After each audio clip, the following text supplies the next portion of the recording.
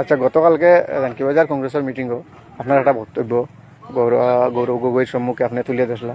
এই বক্তব্যটা দেওয়ার পরে গোটা আসামের রাজনৈতিক মহলে একটা তুলপালের সৃষ্টি হয়েছে।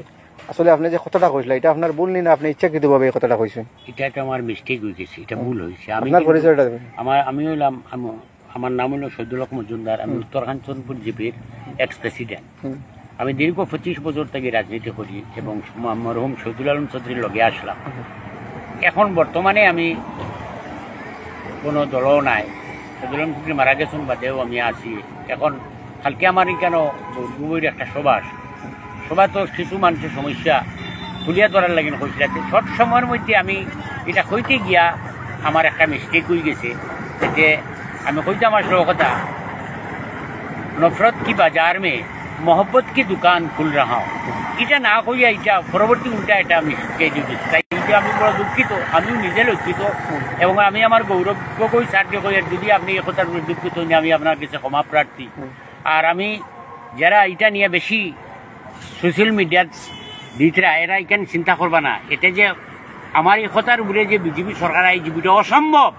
আবার কংগ্রেস সরকার আসবে 2026ও কংগ্রেস সরকার আসবে আসামে এবং আমার গৌরব গগৈ স্যার আসামের চিফ মিনিস্টার হইবা, এটা আমরা আশা রাখি। এবং বর্তমান যে সমস্যা তখন একটা কথা আমি এখন আমার রাহুল গান্ধী স্যারের ডাইলগটা কইছি। দেখুন আমরা রাহুল গান্ধী স্যার কোনো সময় মসিওয়ালার দোকানও, কোনো সময় স্টেশন গিয়া কুলির মাথা কুলির লগে দেখা করতা, কোনো সময় মজদুর মানুষের লগে দেখা করতা। এইলো মহব্বত এই মহব্বতর কারণে আজকে কংগ্রেসের প্রচুর জোয়ার উঠছে অল ইন্ডিয়া লেভেল তথা আসাম, একমাত্র রাহুল গান্ধীর মহব্বতর কারণে। প্রত্যেক শ্রমিক এবং আরো যে কোনো জায়গায় আজকে আমরা প্রধানমন্ত্রী আসুন আজ পর্যন্ত কোনো গরিবর কাছে যাইতে আমরা দেখছি না, কিন্তু আমরা বর্তমানে রাহুল গান্ধীর দেখছি গরিব মানুষের সঙ্গে হাত মিলানি, গরিব মানুষের লগে দেখা করা, শ্রমিকের লগে দেখা করা, মসিওয়ালার লগে দেখা করা,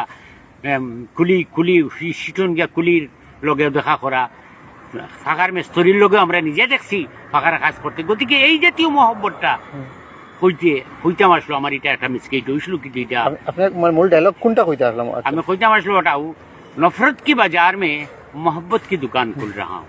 এই ডাইলগটা কইতাম আসলো, এটা মিসকেট হয়ে গেছে, উল্টা হয়ে গেছে, প্রচুর এই জিনিসটা উল্টা হয়ে গেছে। গতিকে এটা আমি রিপিট করলাম, আবার রিপিট করলাম। তাই এটাও আমি নিজেও দুঃখিত এবং আমারও খুব খারাপ লাগছে। আপনার এই বক্তব্যটা কিন্তু বর্তমানে খুব চর্চা চলে গোটা অল ওভার আসাম এবং বিভিন্ন মন্ত্রী মিনিস্টার বা বিরোধী দল সবে এটা নিয়ে প্রচার চালায়। আচ্ছা, এটা প্রচার চালান, এটা তো মানুষ মাত্রেই ভুল হয়, মানুষেই ভুল করে, মানুষেরও ভুল হয়, মানুষের মিসগাইড হয়েছে। এটা হিন্দিতে পিছল গায়, ইসলিয়ে এটা পিছল গিয়া ইসলিয়ে আমি এটা সংশোধন করে নিলাম এখন। আর এটা নিয়ে যে আপনারা এই যে সোশ্যাল মিডিয়া এরা যারা এই স্বপ্ন দেখরা, এই স্বপ্ন কোনোদিন সফল হবে না, আসামেই সফল হবে না, বরং 2027-এও দিল্লি অল ইন্ডিয়া এটা সফল হবে না।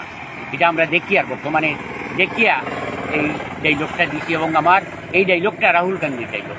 এই ডাইলগে আসাম ও ভারতবর্ষ প্রচুর কংগ্রেস উৎসাহী মানুষজন এই যে গরিব শ্রমিক মেহনতি মানুষের লোকে দেখা করাটা